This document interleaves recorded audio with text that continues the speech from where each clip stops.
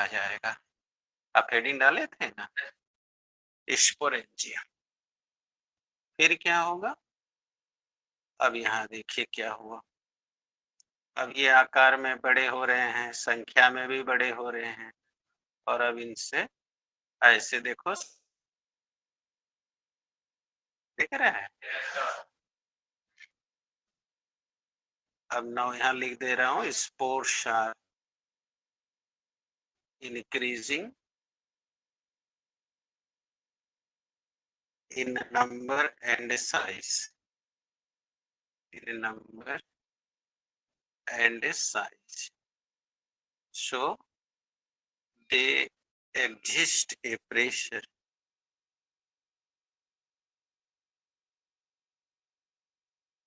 a pressure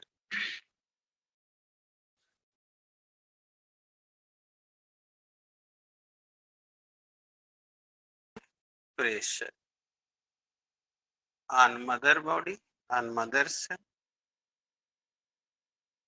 ठीक है, अब क्या हुआ, अब ये देखो मदर से जब दबाव नहीं झेल पाई तो फट गई। अब फटते ही देखो ये स्पोर सब बाहर निकल आ रहे हैं। अब यहाँ लिख लिया, when the sporangium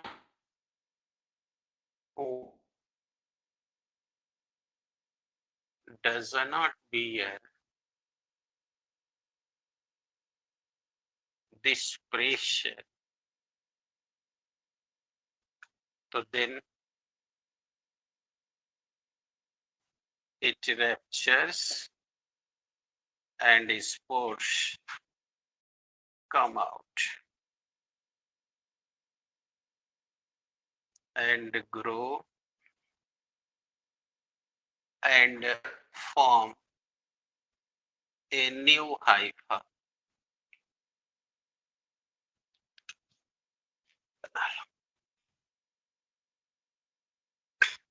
A new hypha.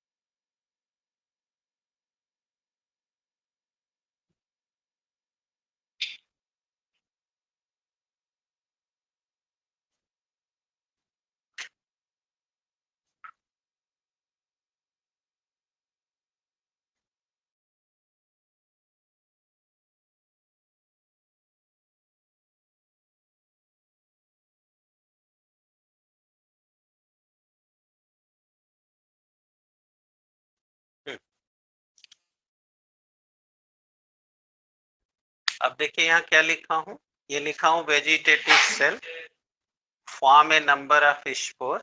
Vegetative की कोशिका में, कई कोशिका में कई संख्या में स्पोर बन जाते हैं। अब इस मदर बॉडी को अब हम बोल रहे हैं, इसकी दीवार को स्पोरेंजियम, और ये पूरी रचना को स्पोरेंजियम कह रहे हैं। यानी कि स्पोरेंजियम वो रचना है जिसमें स्पोर बन रहे हैं। अब यहाँ लिखा हूं कि spores are increasing in numbers and size, यानी कि ये स्पोर संख्या और आकार में बढ़ रहे हैं, और they exist a pressure on mother cell, यानी कि ये अपनी इस स्पोरेंजियम पर दबाव बना रहे हैं। फिर यहाँ लिखा हूं कि जब ये स्पोरेंजियम इस दबाव को नहीं सह पाती तब ये फट जाती है और स्पोर बाहर निकल आते हैं, और फिर जमकर अब एक नए हाइफा का निर्माण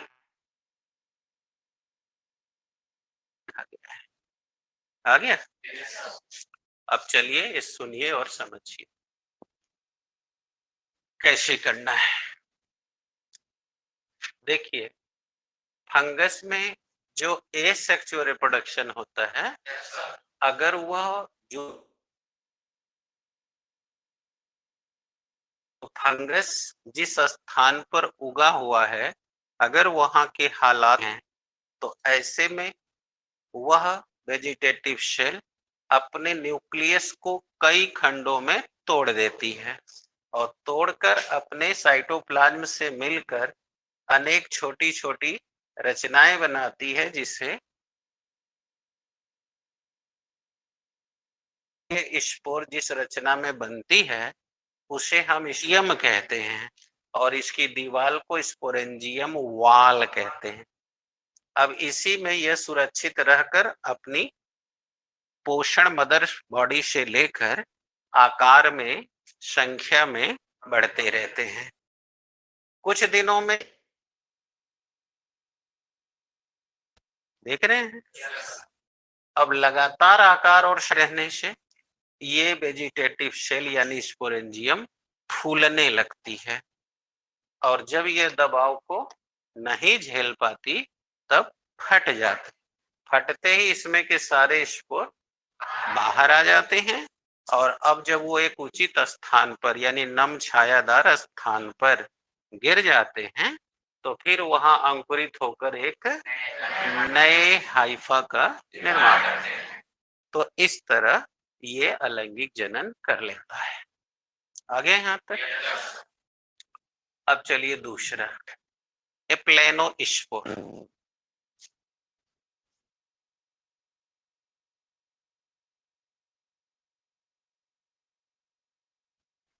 आइए देखा जाए स्पोर क्या होता है।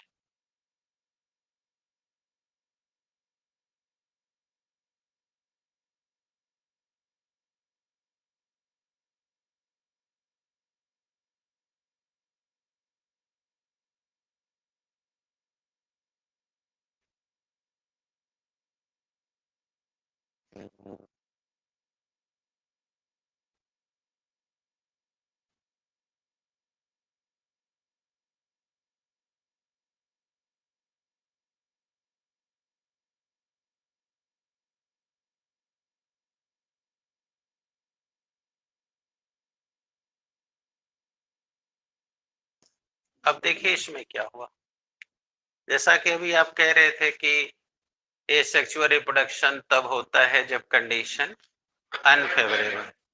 अब जैसे कोई हाइफा किसी स्थान पर उगा हुआ था और अचानक वहां धूप बढ़ गई, नमी गायब होने लगी, तब ऐसे में बताओ यह अपनी प्राण बचाने के लिए अपनी जो वेजिटेटिव सेल है उसके साइटोप्लाज्म को गाढ़ा कर लेता है और गाढ़ा करके अब इसके चारों तरफ एक थिक लेयर बना लेता है और अब ये न्यूक्लियस धीरे धीरे अपना साइटोप्लाज्म से मिलकर स्पोर बना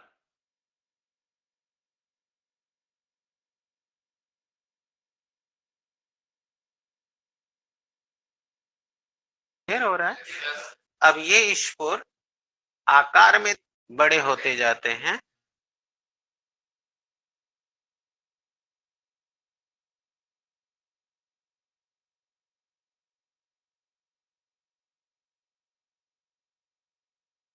तरह अवस्था में जब ये चला जाता है तो ये इस तरह कम से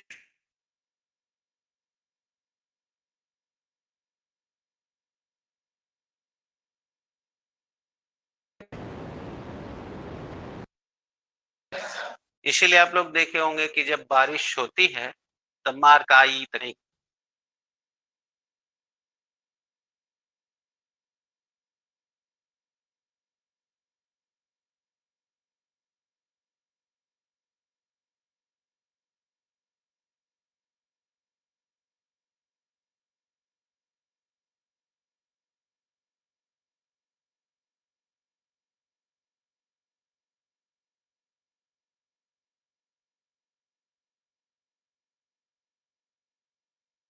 अब चलिए देखिए तीसरे में क्या हुआ। तीसरा आपने हेडिंग डाल लिया ना, कोनिडिया हमने तो यहाँ लिखा था। आइए पकड़िए।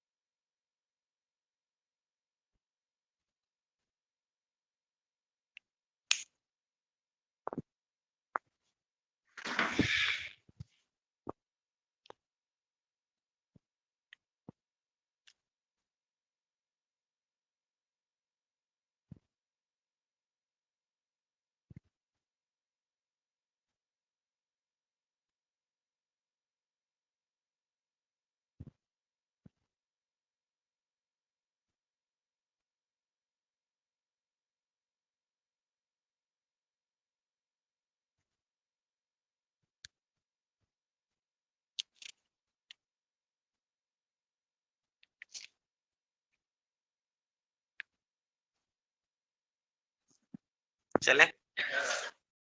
अब देखिए क्या होता है, कोनिडिया के द्वारा जनन में पकड़े। देखिए फंगस की कुछ प्रजातियां, फंगस की कुछ स्पेसीज, यहाँ लिख रहा हूं सम स्पेसीज ऑफ फंगस। देखा करिए कैसे शॉर्ट में लिखा जाता है। फंगस की कुछ प्रजातियां जब कंडीशन अनफेवरेबल होती हैं तो अनफेवरेबल होने पर वे कोनिडिया के द्वारा जनन करती हैं। इसमें क्या होता है कि इसमें इनका हाइफा जिस स्थान पर उगा हुआ है या ग्रो कर रहा है, वहां पर इनकी वेजिटेटिव जो सेल हैं उनमें मध्य भाग से एक उभार बनने लगता है। दिखाई दे रहा है। अब ये उभार कुछ ऊंचाई उठने के बाद अपने शीर्ष पर ये गोलाकार रचनाएं बनाने लगता है। जैसे मोती की माला नहीं होती है, ऐसे ये मोती की माला जैसी रचनाएं बनाने लगता है। यही रचनाएं कोनिडिया कहलाती हैं। और ये रचना जिस आधार पे बनता है उसे हम कोनिडियोफोर कहते हैं। समझ आ रही है। और जब ये रचनाएं बन जाती है, मैच्योर हो जाती हैं, जैसे ये टूट जाती है। क्लियर हो गया। और टूटकर बिखर जाती हैं। अब जहां भी हवा के जरिए उड़ के किसी सुटेबल जगह जहां नमी हो वहां पड़ती हैं तो हर कोनिडिया अब अंकुरित होकर अब एक नए हाइफा का निर्माण कर देती है। तो इसी तरह के होने वाले जनन को हम कोनिडिया द्वारा जनन कहते हैं। आया कि फिर से क्लियर हो गया। अब आइए सेक्सुअल रिप्रोडक्शन।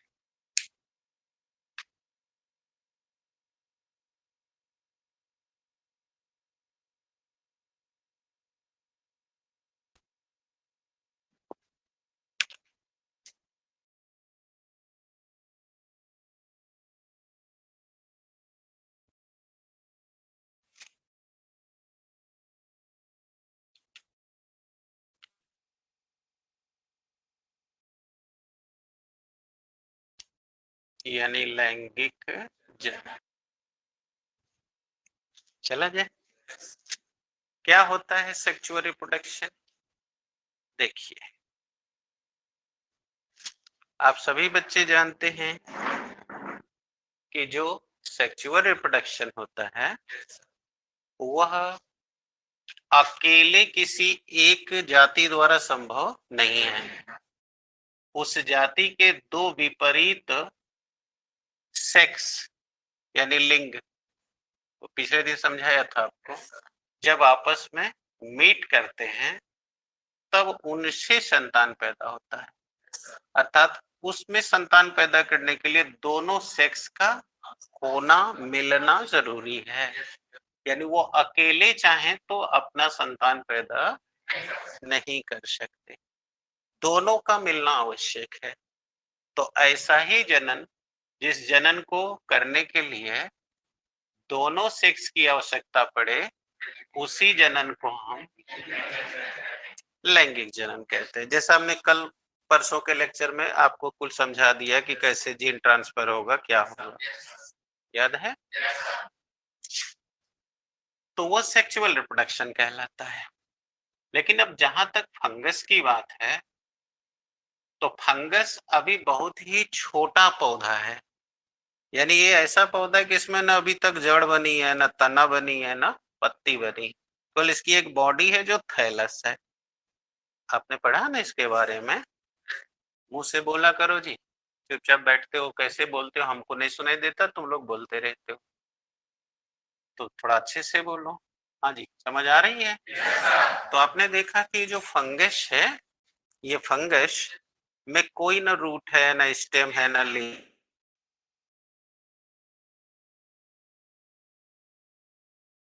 है मात्र। इसलिए इन कोई भी सेक्सुअल ऑर्गन तो होते ही नहीं और ना ही इनमें से कि यह मेल या फीमेल कही जा सके, ऐसा नहीं है। परंतु प्रकृति में यह देखा गया है कि फंगस की जो हाइफीज हैं और उन हाइफी में जो वेजिटेटिव सेल हैं, कभी-कभी वो एक दूसरे के विपरीत व्यवहार दर्शाती हैं। अंडरस्टूड? और विपरीत व्यवहार दिखाने से वह कोशिकाएं एक दूसरे से फ्यूज कर जाती हैं और फ्यूज करने में एक कोशिका अपना मटेरियल दूसरे को ट्रांसफर कर देता है। जैसे कि आप जानते ही हो कि अगर ये बॉडी में ऑर्गन प्रोडक्टिव ऑर्गन होता उसे आप मेल बोलते और जिसके में फीमेल गन होता, और जब ये दोनों मेट करते तो आप तो जानते ही हो कि मेल फीमेल को अपना जो स्पर्म है यानी सीमेन है वह उसे डोनेट कर देता है, यानी कि दान दे देता है। जैसे कि पुरुष स्त्री के साथ जब प्रजनन करता है तो उसके पुरुष के शरीर में जो बनने वाला सीमेन है जिसे हम शुक्राणु या बीज कहते हैं वह स्त्री के शरीर में पहुंचा देता है, अर्थात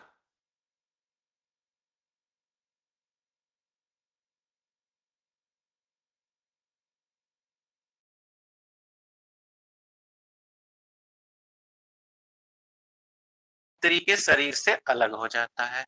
नहीं तो जब तक डोनेट नहीं किया है दोनों एक